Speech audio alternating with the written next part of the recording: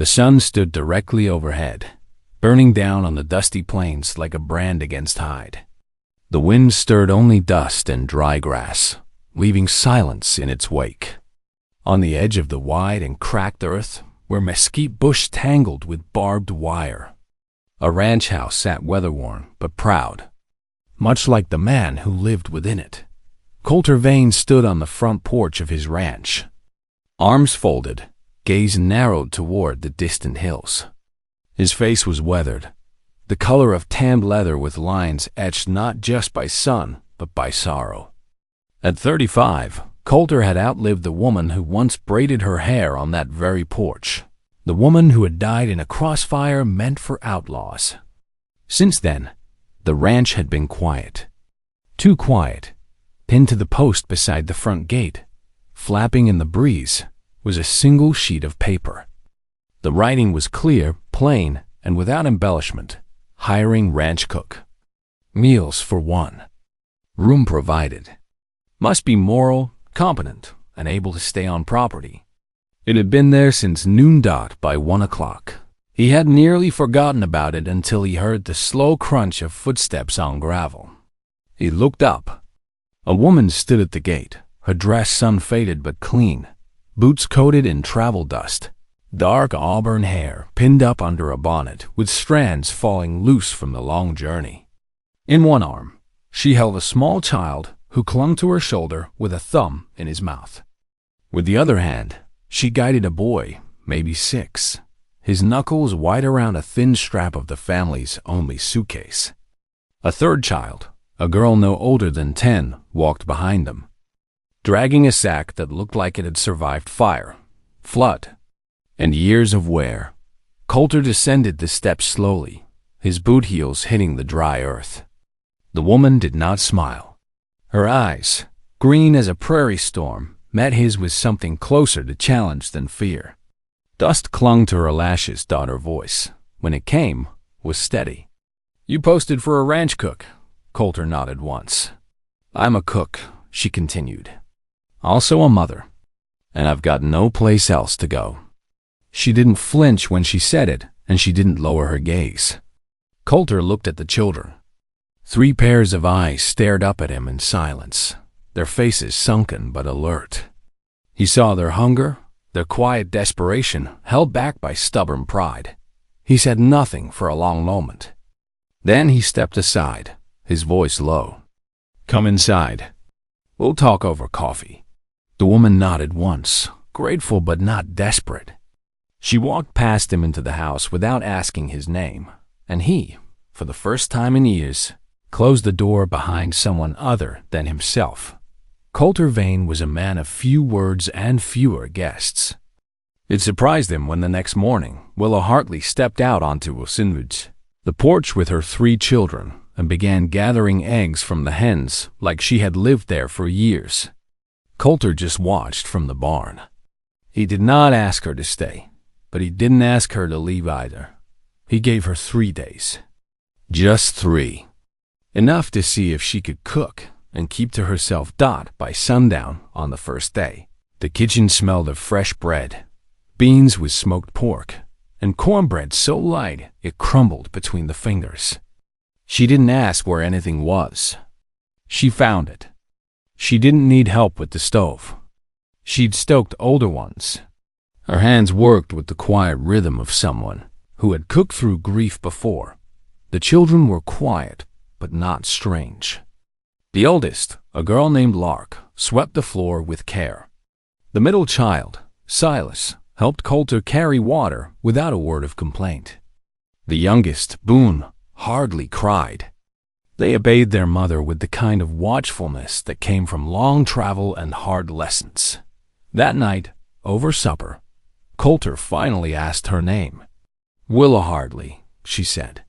Her voice was low but firm. He nodded. "Since your husband passed?" There was a pause before she answered. 3 years. Shot in a border raid near El Paso. Wrong place, wrong flag. Coulter didn't ask more. He understood too well how bullets didn't care for timing or names. Part 2. Whispers in town the next morning. He rode into town for supplies. The general store was crowded with dust and voices, and it didn't take long for news to spread. "You hear Coulter's got a woman and 3 young'uns up at his place?" Someone whispered behind a barrel of oats. "She's no kin," said another. No ring and no shame, apparently. Coulter ignored it. He was used to being talked about, but that didn't mean he liked it. Later that week, Willa took Larkin to town for cloth and thread. She paid with coins wrapped in fabric, and she didn't look anyone in the eye. As they walked back to the wagon, a man leaned against the saloon rail, chewing a matchstick. His vest was unbuttoned, and his eyes were too slow to blink. "Lady like you don't belong out here," he muttered. "Shouldn't be raising kids around a man like Vane. Folks don't forget what he's done." Willa stepped around him, saying nothing. He reached out to grab her arm. "I said," the man's words stopped. Coulter had appeared without a sound. He did not yell. He did not threaten. He only looked at the man, then let his hand drift slowly, deliberately, to rest on the worn leather of his gun belt. "Buying thread," Coulter said, voice calm. "You looking to stop that?" The man's bravado shrank like a puddle in Sunday heat. He stepped back, hands raised. "Didn't mean nothing, Vane. Just talking." Coulter didn't blink. "Then talk less." Willa stood still beside him, her eyes unreadable. She didn't thank him. Didn't need to. They walked back to the wagon in silence. That night, as Coulter lit his lantern, he glanced toward the bunkhouse where the children were already sleeping. Willa stood near the stove, mending a torn hem by firelight. He realized he still didn't know why she looked over her shoulder so often. But for now she cooked his meals, kept his house, and asked for nothing. And for the first time in years, the ranch felt less like a memory and more like a place still breathing. The wind had died down by nightfall. The land lay still, caught in that rare hush between the calls of coyotes and the creak of dry timber settling into darkness. A fire crackled gently in the hearth inside, casting a soft amber glow across the windows, while outside the stars had come out in clusters, sharp and wide across the endless black sky, like pinpricks through velvet. Coulter sat on the porch with a tin cup of coffee cooling in his hand, his boots propped on the railing. His body still ached from the day's labor, from years of holding too much in, but in that moment the ache was more background than burden. The scent of sagebrush and wood smoke hung in the air, grounding and familiar. The screen door creaked open behind him. Willa stepped out quietly, arms folded, a shawl draped over her shoulders. The light from the house caught in her hair, setting off a faint auburn shimmer. She didn't ask to join him. She simply lowered herself onto the step beside him, her knees drawn up like a girl's, and stared out past the corral, where the horses stood still like shadows. Muscles calm, heads low. For a while, neither said a word. It was not silence born of discomfort.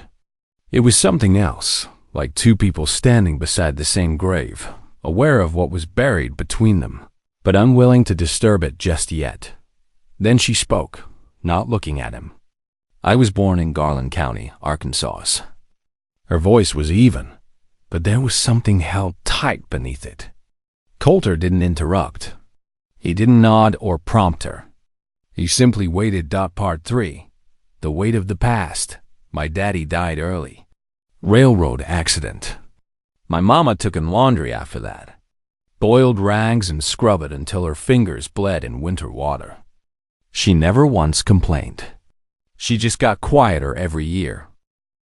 Willa's hands folded in her lap. She rubbed her thumb over the edge of the shawl. "I married the first boy who didn't talk down to me.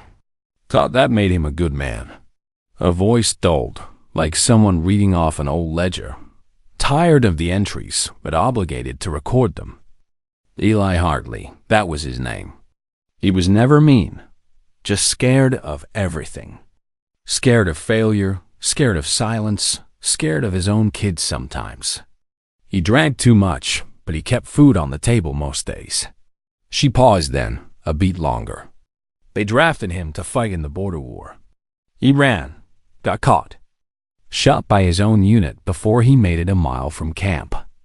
Coulter exhaled slowly through his nose. His grip on the tin cup tightened.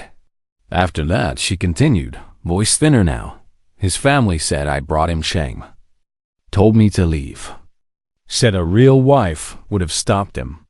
3 mouths to feed and nowhere to go.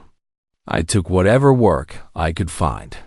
Coulter turned his head slightly, his gaze on the horizon. The sky above them shimmered with stars, scattered like spilled salt across coal. A job cooking at a saloon. Miss Clarabelle's place. Had girls there, sure, but I wasn't one of them. Didn't matter. Rumors travel faster than facts. She drew her knees up tighter, resting her chin on them. Men thought they could treat me like the rest. And women, well, they wouldn't look me in the eye. I saved what I could, kept my head down. Then the fire came. Coulter's brow furrowed. What fire?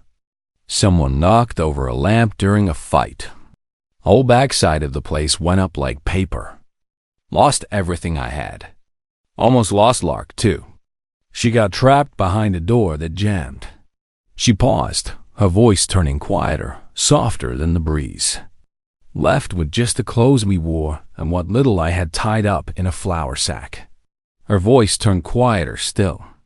That's when I saw your notice. Prayed you wouldn't ask too many questions. She finally looked at him. Her face was calm, but her eyes, God, her eyes were worn down by years no one had seen. Like a riverbed after drought. Coulter set down his cup and reached into his coat pocket. Without a word, he pulled out a handkerchief, faded cream with pale blue stitching at the edge, and handed it to her. She blinked, not understanding. Was my wife's, he said. She would have liked you. Willa stared at it for a long second, then reached out and took it gently, like it might break. She did not cry. She just held it in both hands like something sacred. They sat that way for a while, the night drawing in around them. Somewhere in the distance, a coyote yipped and then fell silent. The wind held still. The stars above fell silent too, until one streaked across the sky without warning. A brief golden scar across the black. Neither made a wish. Some things, after all, were already in motion. Part 4. Storm and sacrifice. The days stretched long under the high desert sun. The land, rough and wide, offered no rest to those who worked it, and Coulter Vane made no exceptions. From dawn till near dark, he was in the saddle or on his feet, checking fences, tending cattle, driving off coyotes. There was always something that needed mending. The children fell into rhythm faster than anyone expected. Lark rose early, milked the goats without complaint, and learned how to stack kindling just right to catch flame. Silas helped Coulter mend the chicken pen, and even dared to toss feed at the ornery bull with a look of defiance. Boone toggled after his siblings, too small to work but too stubborn to be left behind. Willa took over the kitchen like it had always been hers. By the second week, Coulter noticed the larder was neater. The preserves were properly sorted, and somehow the bitter taste had vanished from the morning coffee. She never asked him questions, but sometimes at night, when they passed each other near the fire or in the garden by the pump, their eyes met just a second too long. She looked away first. He always let her. They didn't talk much, but their silences grew comfortable. Then came the morning the sorrel mare broke loose from the paddock. She spooked just after dawn, tearing the rope with a crack of panic and bolting into the open plain. Coulter saddled up without breakfast, barely mumbling a word as he rode off with a rifle slung across his back. The hours passed slow. The sun climbed higher. By afternoon, Willa had walked to the edge of the pasture 5 times, scanning the horizon with her hand to her brow. The kids felt it too. They kept glancing toward the road, their play quiet, their mouths tight. It was near dusk when Lark shouted from the porch, "Mama, he's back!" Willa ran out, heart in her throat. Coulter's horse limped slightly, and his own posture was wrong, too upright, too stiff. As he drew closer, she saw the blood. He slid off the saddle and caught the post to steady himself. "Took one in the side," he muttered. "Rustlers were waiting near the canyon ridge. Thought I was alone." Willa caught his arm. "You're bleeding through your shirt." "Not deep," he said through gritted teeth. "Just a graze." It wasn't a graze. "Inside," she said firmly. She cleared the kitchen table and helped him lower himself onto it. The children stayed silent in the next room, listening. Willa cut through his shirt with her sewing scissors, exposing a long, angry gash just beneath his ribs. The bullet had torn skin and muscle but missed the bone. Still, it bled steady, dark, and thick. Her hands trembled as she poured whiskey over the wound. Coulter didn't flinch, but his jaw tightened. "You don't have to be still," she whispered. She threaded the needle with practiced fingers, but the first stitch skipped. She tried again. He saw her hand shake. "You done this before?" he asked. "No," she admitted, her voice raw. "But I watched it done once." Coulter looked at her, biting her lip, brow furrowed, trying not to cry. So he spoke soft and steady. "You're doing fine." She blinked fast, nodded once, then she stitched. 12 passes, each one slow. Her fingers brushed his bare skin, warm and sweat-slicked. And each time he resisted the urge to wince, not because it didn't hurt, but because he didn't want her to stop. When she tied off the final thread, her breath hitched. He looked at her, not in pain, but in wonder. She wiped the blood from his side, then paused, her hands still on him. "You could have died," she said softly. "Not today," Coulter replied. She looked down, her hands still resting over the fresh bandage. "I'm sorry, I wasn't better prepared." He shook his head. "You were right where I needed you." For a long second, neither moved. Then she stood, wiped her hands, and stepped back. The space between them returned, but it was no longer empty. Part 5. When lightning strikes, the storm rolled in fast, too fast for comfort. The sky went from gold to steel in minutes, and the first crack of thunder split the evening just as Coulter was finishing the last fence check. He urged his horse back to the barn as the wind kicked up dust in thick, spinning gusts. Rain followed hard behind, pelting the earth in heavy sheets. Willa had already ushered the children inside when Coulter made it to the porch. She opened the door just as he stepped up. "Mean one," she said. Her voice was calm, but her eyes flicked toward the horizon, like something's trying to rip the sky in half. "It might," Coulter replied. "I need to check the livestock. Horse will panic if the wind hits from the west." He didn't wait for argument, just grabbed his coat and turned toward the barn. The rain had turned the ground slick by the time he reached the paddock. Lightning split the sky again, and the horses were already kicking and rearing inside the barn, nostrils wide, eyes wild. He stepped inside just as the wind slammed the doors shut behind him. A crack echoed above. The old beams, the ones he had meant to replace next month, groaned like something alive. And then he heard it. A cry, high, small, terrified. "Silas!" He called out. A flash of lightning lit up the far stall. And there, huddled behind a half-collapsed trough, was the boy, soaked through, shaking, his tiny hands covering his head. Coulter's chest seized. He plunged forward, dodging a spooked mar, shoving through falling hay and loose boards. The ceiling above creaked again, a high screaming sound like something tearing loose from the heavens. He didn't hesitate. He threw himself over the boy just as the beam came down. The crack was loud. The pain instant. The wood slammed against Coulter's shoulder, pinning him halfway to the ground. He could feel the snap, not a clean break, but deep enough to burn like fire. Still, he kept his arms locked around Silas, You all right?" he whispered through gritted teeth. The boy was crying, but he nodded. Coulter shifted, pushing the beam with his free arm. It took 3 tries, teeth clenched hard, before it gave just enough for him to drag them both free. By the time he stumbled from the barn, Willa was running toward them barefoot through the mud, rain soaking her to the skin. She fell to her knees in front of them. "Silas, oh God." She scooped the boy into her arms. He clung to her, sobbing. She looked up at Coulter. He was pale, lips drawn tight, cradling his arm. "You're hurt." He shrugged with one shoulder, eyes already dimming. "Nothing I haven't earned." She reached up, touched his cheek, her hand trembling. "You didn't have to go in there." He looked down at Silas, then back at her. "Yes, I did." Word traveled fast. By morning, the storm had passed, but half the town had heard what Coulter Vane had done. Some came by the ranch under the guise of checking fences or offering new lumber. But their eyes all strayed to the boy and to the man in the sling. One woman, the preacher's wife, whispered to another outside the general store. "That child could have died. He's not even his blood." The other woman nodded, eyes glassy. "No, but Coulter held him like he was." For the first time in a long while, the gossip quieted.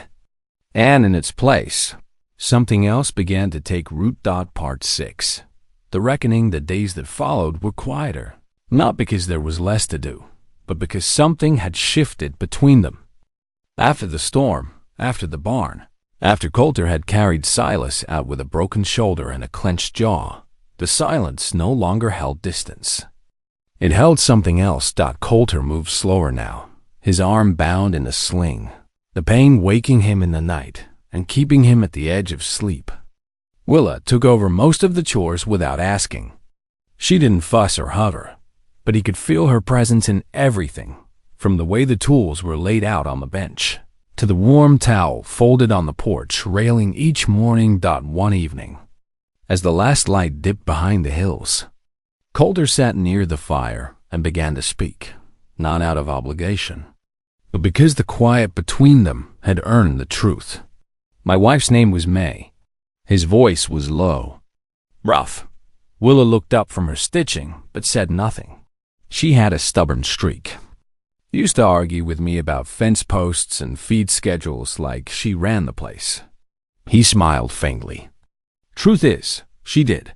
Willa set her needle down. "We didn't get to have kids. Tried for years. Lost 2. After the last one, she just got quiet." He stared into the flames. "I think that's why she stood in the doorway that night when the shooting started. Like she didn't care anymore what happened to her. Like maybe part of her was already." He didn't finish.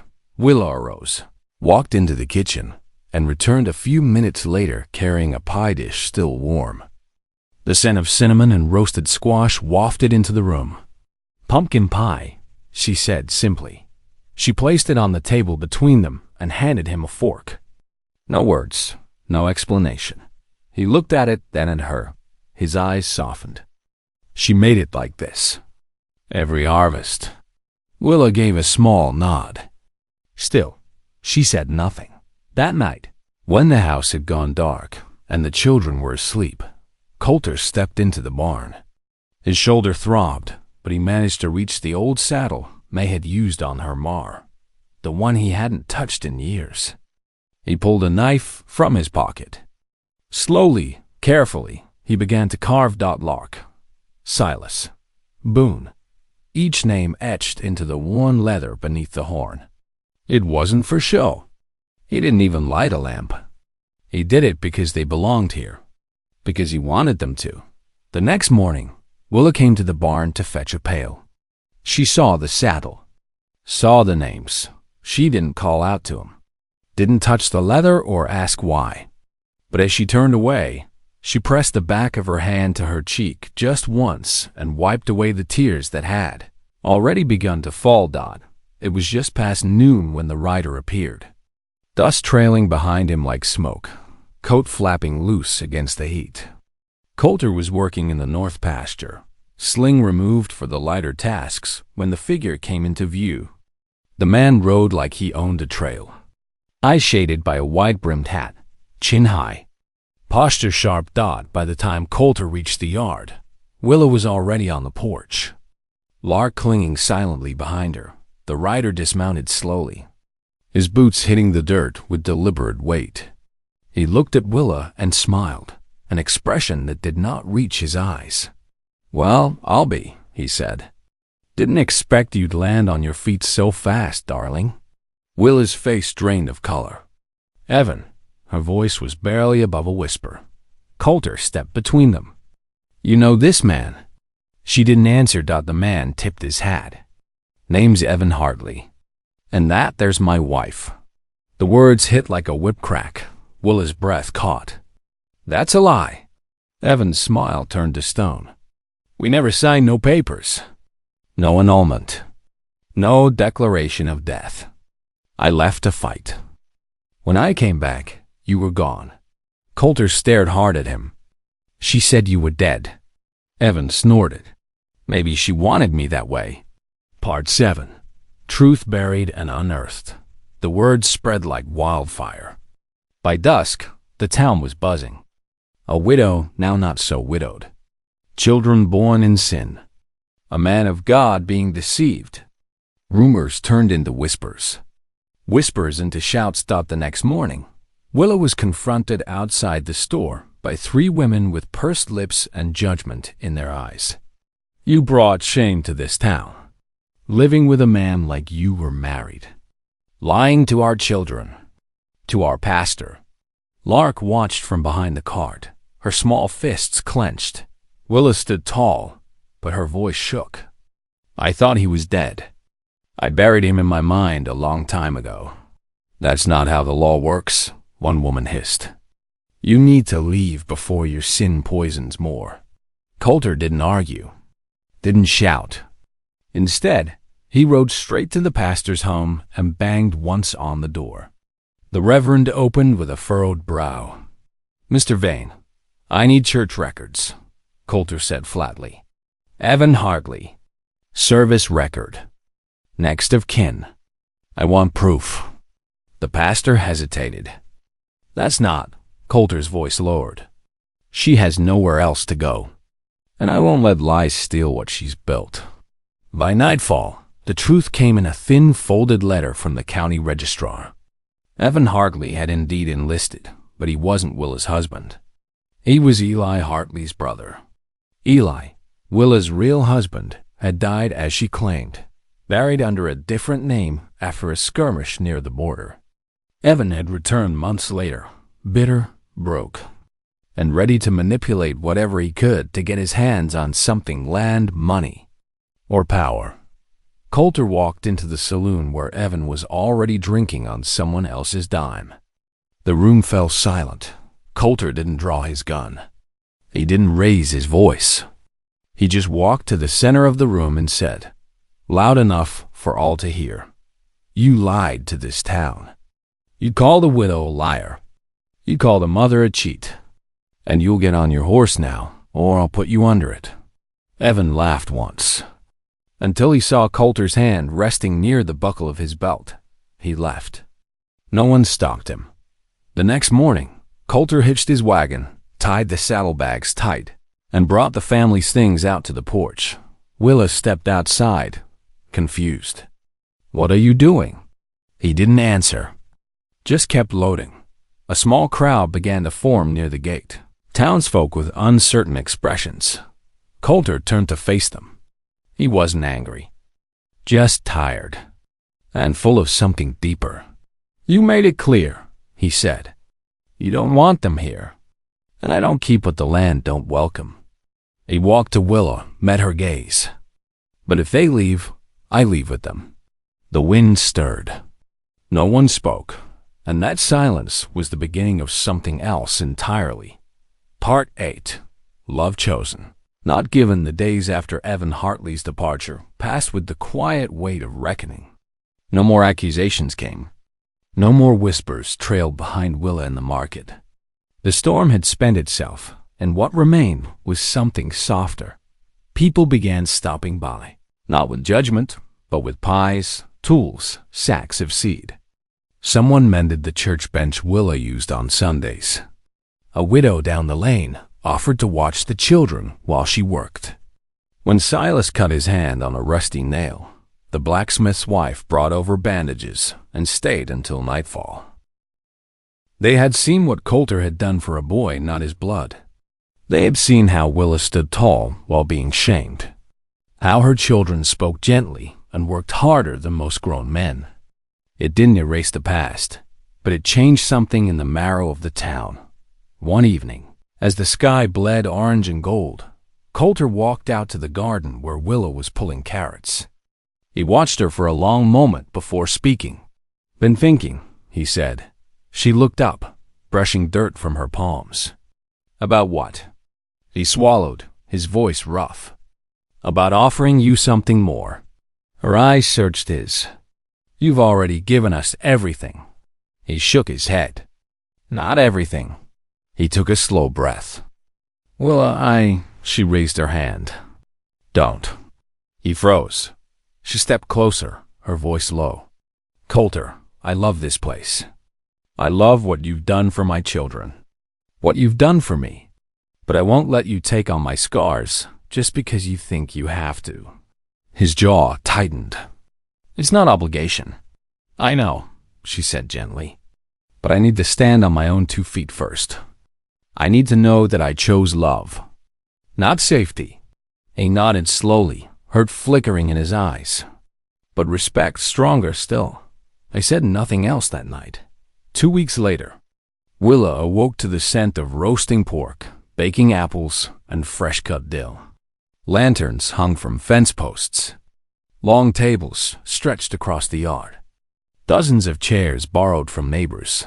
The church, even the schoolhouse, sat in rows. Lark was tying ribbons to the porch rail. Silas had his boots polished. Boone had a flower tucked behind his ear. Coulter stood in the center of it all. Sleeves rolled, his arm long out of its sling dot by sundown. The yard was filled with laughter and voices, the clinking of plates, the hum of fiddle strings played by the old ranch hand down the road. Willa moved among them, pouring coffee, offering slices of pie. Her apron dusted with flour and joy dot as the last dish was cleared, and twilight fell in slow golden layers. Coulter walked to the center of the yard. The talking quieted. He turned to Willa. He didn't kneel. He didn't hold out a ring. He just sat down on the bench beside her, folded his hands, and said, "Mrs. Hartley, if you ever thought about cooking for someone for the rest of your life, I'd be proud if that someone was me." Laughter rumbled gently from the crowd.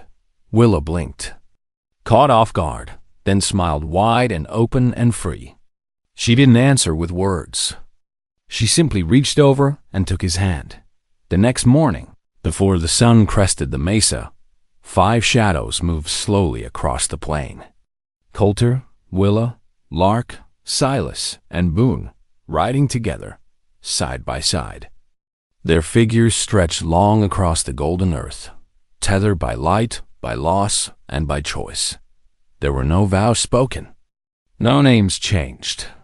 But love had already built its home. Under a sky wide enough to hold both heartache and hope, 5 souls rode forward, not bound by blood, but by something deeper. In a land where law was scarce, but loyalty ran deep, love had found a way, quiet, steady, and unforgettable.